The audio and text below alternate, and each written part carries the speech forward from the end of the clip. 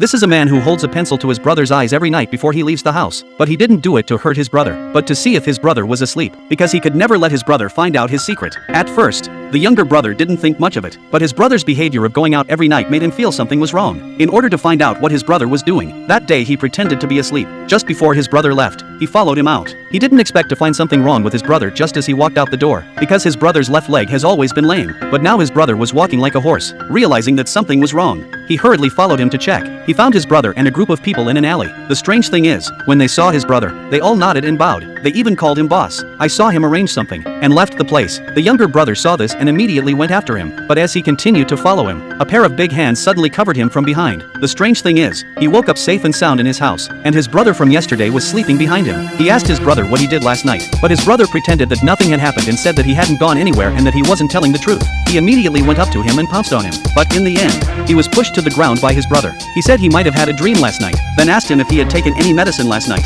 The younger brother thought to himself, he really hadn't taken any medicine, so he gradually calmed down. Watching his brother limping out of the house, he believed that last night was a dream. Unexpectedly, when he wanted to do his homework, he suddenly found a broken quill on his desk. It was obvious that his brother was lying to him. He must have something to hide. The boy often heard banging from upstairs, but the family insisted he didn't hear it. At first, he didn't care, but at night, when he went to bed, the strange tapping sounded again. Curious, he followed the sound slowly up the stairs. When he was about to open the door to check, her brother stopped her. He said there were things left behind by the landlord. He told him not to peek inside. Unbeknownst to them, just before they left, a figure flashed through the door. One day, the boy discovered that his brother was cheating on him. He hurriedly told his mother about it, but what his mother said on the phone at night made him even more panicked. The mother said on the phone, "He seems to have discovered a secret. Ask the mysterious man if he wants to kill him now." Hearing this, the boy suddenly realized that his family might be fake. Frightened, he jumped out of the window and ran out, but as soon as he stepped out of the house, he was blocked by his father. The father asked the boy where he was going so late. At that moment, the mother also came out of the house, and then, two young men appeared behind him. Realizing something was wrong,